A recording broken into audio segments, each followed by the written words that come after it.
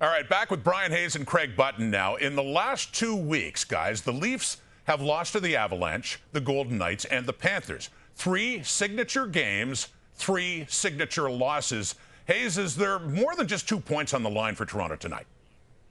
I think so. I think confidence is a big part of every sport you play, and certainly in hockey. And as we get closer to the playoffs, the Leafs know where they're going. They're going to be a playoff team. They've been very comfortable in the regular season for a long, long time. But you need some signature wins along the way. And I can't think of one that is more defined that way other than what we're going to witness tonight against the Colorado Avalanche, with Nathan MacKinnon playing the way that he's been playing, Cale Makar the way he's been playing, all the moves that they made leading up to the trade deadline, all the noise that has surrounded Colorado, and all they do is win these days. And you referenced it, Rod. The Leafs were in Colorado about a week and a half ago.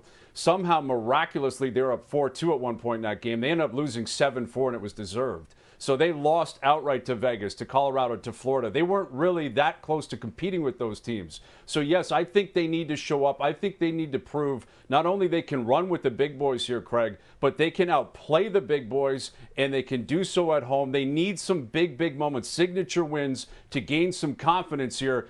They played really well against Calgary a couple of nights ago. Calgary, as you know, is not Colorado. Yeah, not a Stanley Cup contender. Vegas, Colorado, Florida, all top cup contenders. And you talked about that game in Colorado 10 days ago. Dominated. If it wasn't for Stolarz, they would have lost that game 13-4. Now, here's the issue for the Toronto Maple Leafs. And it comes right to style of play, playoff style of hockey. They couldn't handle the forecheck. They couldn't handle the cycle game. They couldn't defend the slot against those 3 teams. They lost all 3 of those games. If they don't clean that part of their game up and get their game moving in the right direction in those areas, first round fodder, overdone, finished again. I guess I could ask the same question about one Leaf in particular. That's their captain, Auston Matthews. He had 2 goals and an assist in the last game. Well, tonight, a much different matchup as he goes head-to-head with Nathan MacKinnon. So, Brian, do you think it's important for Matthews to be the best player on the ice tonight?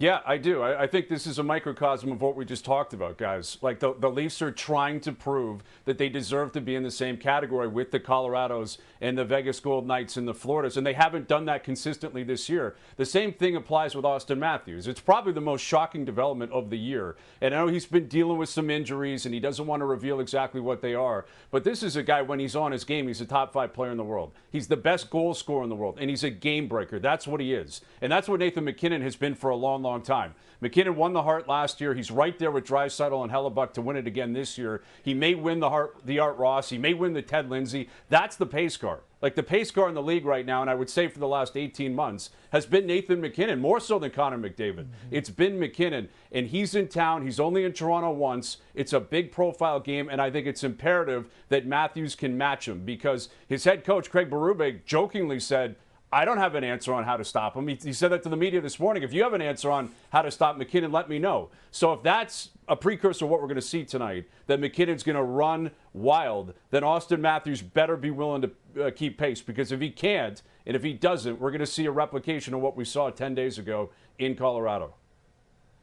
What I would say to you, Brian, is that for Auston Matthews, just harness the best version of yourself and just watch the Four Nations final. He was brilliant in that game. He could have won it all by himself. He matched up against McDavid and against MacKinnon, and he was one of the best players on the ice. Just go back to that form. You're right. When he's on his game, top player in the world, one of the best. And now you got motivation to show that, hey, I can run with the thoroughbreds. Austin's a thoroughbred. Might have been limping along a little bit with an ailment. Bottom line is, we saw what he's capable of doing in that Four Nations Face-Off Championship game. That's what they need to see on this Wednesday night. Well, whatever the reason, a different kind of season for Auston Matthews, on pace for 32 goals. It would be the lowest total of his career, and that includes 2021 when he played in 52 games and he still had 42 goals that season.